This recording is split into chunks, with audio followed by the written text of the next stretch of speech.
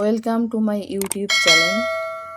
আমার ইউটিউব চ্যানেলে তোমাদের সকলকে স্বাগত। আবারও আজকে আমি একটি নতুন ক্লাস নিয়ে চলে এসেছি। সেটা হচ্ছে নিরপেক্ষ ন্যায়। নিরপেক্ষ ন্যায় বিভিন্ন রকম বাক্য থাকবে, সেই বাক্য থেকে কিভাবে বচনে রূপান্তরিত করতে হবে এবং তার মাধ্যমে কীভাবে যুক্তিটি বৈধ অবৈধ নির্ণয় করতে হবে, তার সাথে সংস্থান নির্ণয় করতে হবে এবং মূর্তিটি যদি বৈধ হয় সেই মূর্তির নাম লিখতে হবে। দেখো, ফার্স্টে আমি কি লিখেছি, কেবলমাত্র জ্ঞানীরাই দার্শনিক। সব, তারপর একটি বাক্য, তারপরে সব মানুষ জ্ঞানী নয়। একটি বাক্য, অতএব সব মানুষ দার্শনিক নয়। এটিকে কিভাবে বাক্য থেকে বা বচনে কিভাবে রূপান্তরিত করব, দেখো যুক্তির আকারগুলো দেখো, ঠিক আছে না? ফার্স্ট আমি কি, সকল দার্শনিক হয় জ্ঞানী, এটা কি প্রধান যুক্তিবাক্য। কোনো কোনো মানুষ নয় জ্ঞানী, এটা অপ্রধান যুক্তিবাক্য। সিদ্ধান্তে কি, কোনো কোনো মানুষ নয় দার্শনিক।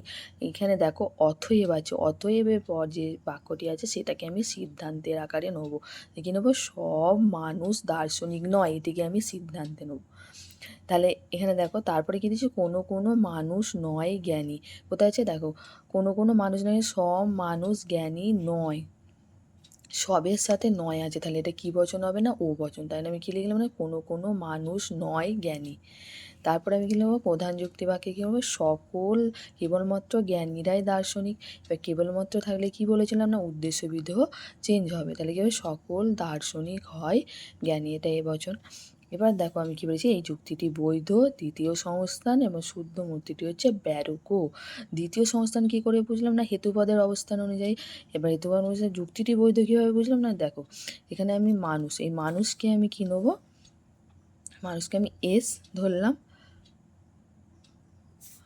আর দার্শনিক কি পি। এই মানুষ কোথায় আছে দেখো, অপ্রধান যুক্তিবাক্যে আছে, এটা এস ধরলাম। দার্শনিক জ্ঞানী কিছু লিখিনি, এখানে এম ধরলাম। জ্ঞানী কোথায় আছে, এখানে এম ধরলাম। দার্শনিক এখানে লিখেছি পি, লিখেছি এখানে পি লিখলাম। এটুকু ধরলাম। তাহলে পক্ষ সাধ্য হেতু আমরা বুঝিয়ে নিলাম। এবার দেখো হেতুপদ কোথায় আছে না, বিধেয়। বিধেয় আছে, তাহলে বিধেয় আছে মানে হেতুপদ কোথায় আছে, দেখো এখানে এম এখানে। তাহলে বিধেয় স্থানে আছে, উদ্দেশ্য দুটোই বিধেয় স্থানে আছে, প্রধান আর অপ্রধান যুক্তিবাক্যে। এবার তাই জন্য এটি সংস্থানটা কি হলো না, দ্বিতীয় সংস্থান, যে হেতুপদের অবস্থান অনুযায়ী হলো দ্বিতীয় সংস্থান। আর মূর্তিটি হচ্ছে ব্যারক, দেখো এ ও ও যুক্তিটি। আর যুক্তিটি বৈধ কী করে বুঝলাম, দেখো এ বচনে আমি কি বলেছিলাম না, সাবজেক্ট ব্যাপ্য এ এস, আর ও বচনে S E B I N O P. P মানে কোন, পি মানে প্রেডিকেট। আর এটা দেখো যেটা নয় সেটা কাটা হবে। এবার দেখো আমরা কী বলেছিলাম, দেখো এটা এখানে রাইট আছে, এখানেও রাইট আছে। এমটা দুবারের মধ্যে একবার ব্যাপ্য হতে হবে, একবার ব্যাপ্য হয়েছে।